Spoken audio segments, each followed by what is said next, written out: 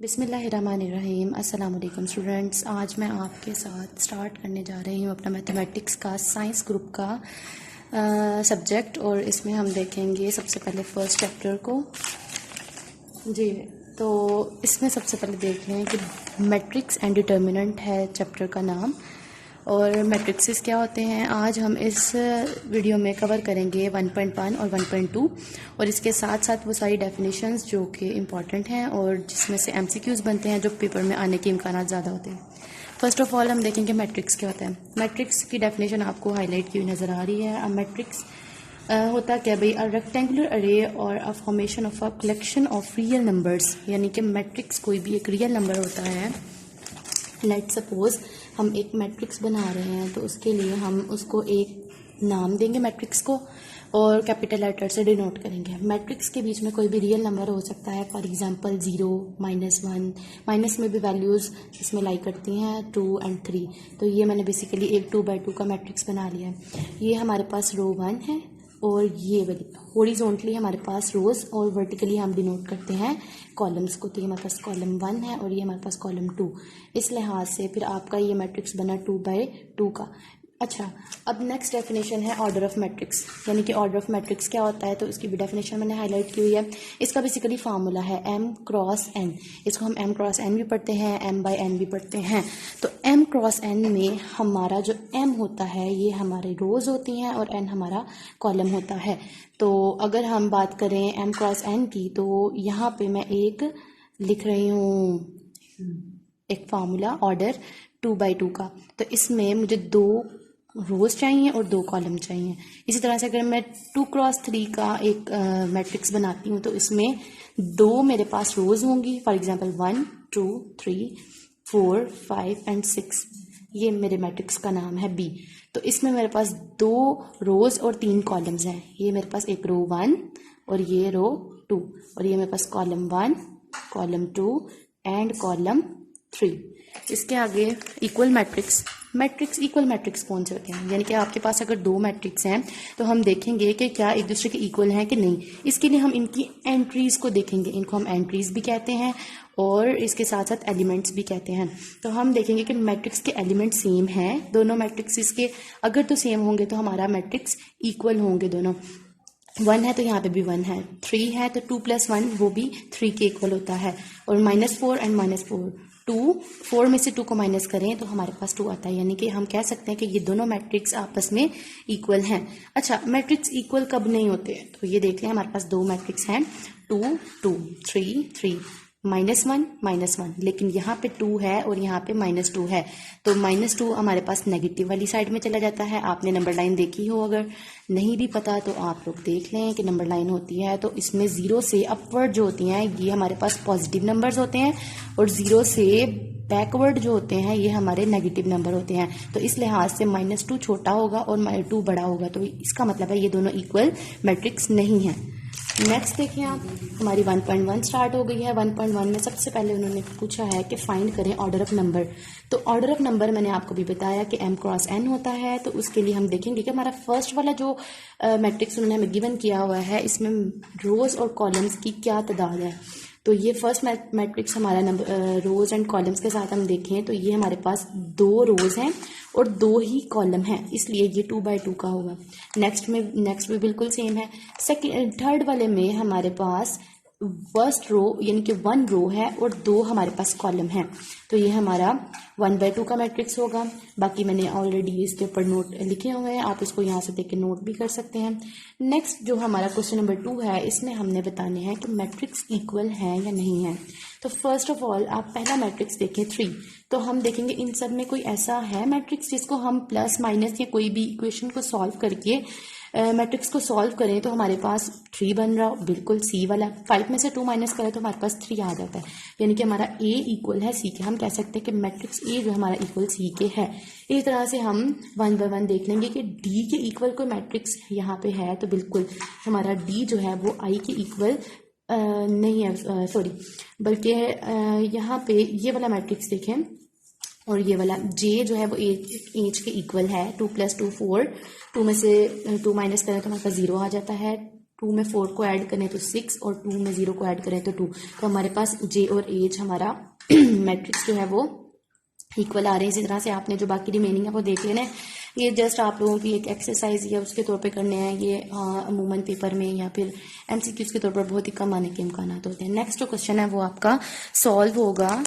इसमें हमने फाइंड करनी है values A B C and D. आपके पास 2 मैट्रिक्सेस गिवन है और आपने कैसे हल करना है देखते हैं जी। हम पहले देख लेंगे कि हमें गिवन क्या है। हमारे पास 2 मैट्रिक्स हैं, हम पहले लिख लेते हैं a plus C, C minus 1, a plus 2b, 4d minus 6 और ये मैट्रिक्स हमारे पास इक्वल है 0, -7, 3 एंड 2d। सबसे पहले हम देखेंगे कि एंट्रीज, पहली वाली एंट्री जो है हमारे पास वो सेकंड मैट्रिक्स की भी पहली एंट्री है, इक्वल होगी। दूसरी, क्योंकि बीच में साइन जो है वो इक्वल का है, और सेकंड वाली जो होगी वो सेकंड वाली के, थर्ड के, फोर्थ के। इस लिहाज से हम इक्वेशंस बना लेंगे। हमारे पास टोटल 4 इक्वेशंस बनेंगी। a plus C equals to 0, ये हमारे पास इक्वेशन नंबर 1 का नाम दे दिया।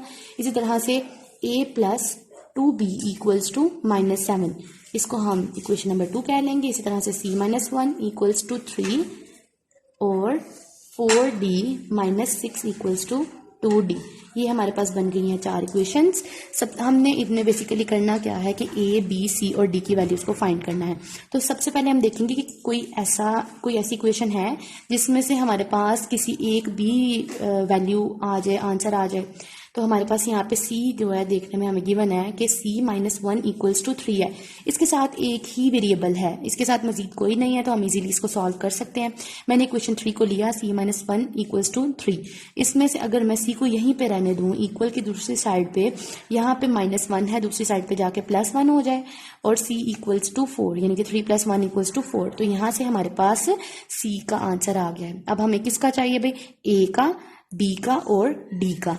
तो यहाँ पे हमारे पास फर्स्ट इक्वेशन है। अब तो हमारे पास c की वैल्यू आ गई हुई है, तो हम सिंपली क्या करें कि हम c इक्वेशन 1 में जहाँ पे c है वहाँ पे c की वैल्यू को ऐड कर दें, तो हमारे पास इजीली आंसर आ जाएगा a का। तो वो मैंने लिख दी।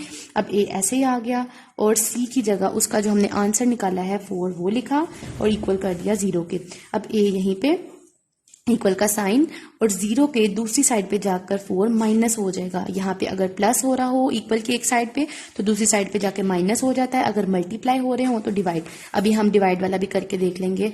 Let's see, a equals to -4 आ गया हमारे पास एक और इक्वेशन का आंसर। ठीक है, अब हम देखेंगे कि हमारे पास a और नेक्स्ट आप थोड़ा सा देख लें यहाँ से कि यहाँ से क्या हुआ। हमने इक्वेशन नंबर 4 को लिया, उसको हमने लिखा और यहाँ पे हम देखेंगे कि d किनके साथ है, ये 2 वैल्यूज़ के साथ d है, तो मैं इनको एक साथ लिख सकती हूँ और ये सिंपल वैल्यू को दूसरी साइड पे। तो 4d में से हम इस 2d को, यहाँ पे प्लस है इक्वल के साइड पे, दूसरी साइड पे जाके माइनस हो जाएगा।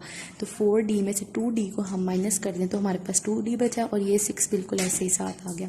अब d के साथ 2 मल्टीप्लाई हो रहा है और मैंने आपको पीछे बताया था कि जब कोई चीज़ मल्टीप्लाई हो रही हो इक्वल के एक साइड पे, दूसरी साइड पे जाके वो नीचे डिवाइड हो जाती है। तो यहाँ पे d ऐसे ही रहा 6 और ये 2 यहाँ मल्टीप्लाई था, यहाँ पे जाके नीचे डिवाइड हो गया। जब हमने 2 को 6 पे डिवाइड किया तो 2 1s are 2 and 2 3s are 6। Simply हमने इसकी कटिंग कर दी है। तो d का आंसर हमारे पास आ गया ये वाला 3। नेक्स्ट हमारे पास अब b की वैल्यू फाइंड करने वाली है। तो b की फाइंड करने के लिए हम देखेंगे कि ये जो हमारे पास इक्वेशन नंबर 2 है, हमारे पास a मौजूद है, a की वैल्यू गिवन है, तो मैं a की जगह उसकी वैल्यू अगर ऐड करती हूँ तो मेरे पास b की वैल्यू आ जाएगी। ये मैं आपको करके दिखाती हूँ। a plus 2b equals to -7। Simple मैंने अभी इस इक्वेशन को लिखा। अब a की जगह उसकी वैल्यू जो हमने अभी फाइंड की थी -4 वो लिखूंगी, प्लस 2b इक्वल्स टू -7। अब यहाँ पे हमारा मकसद b को अकेला करना है ताकि हमारे पास b की वैल्यू आ जाए। तो ये -4 है, दूसरी साइड पे जाकर ये +4 हो जाएगा। 2d यहीं पे रहा -7 और ये यहाँ पे आके +4, यहाँ -4 था, इस साइड पे आके +4। 7 में से हम 4 को माइनस करें तो हमारे पास आता है -3 और ये हमारे पास 2d। ठीक है, अच्छा ये बच्चों को कन्फ्यूजन होती है, ये आप कैलकुलेटर से भी कर सकते हैं। तो आप इसको ऐसे भी कर सकते हैं कि माइनस प्लस माइनस होता है और बड़ी रकम के साथ जो भी साइन होता है वो साथ उतरता है। तो 7 के साथ माइनस है इसलिए हमने साथ माइनस उतारा और प्लस माइनस माइनस होता है।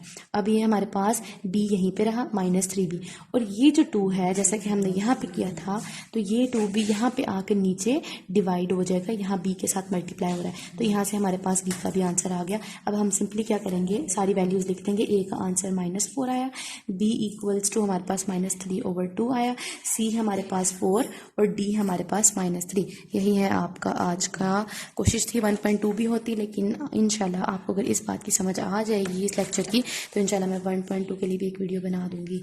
जी शुक्रिया। यही आज का आपका लेक्चर।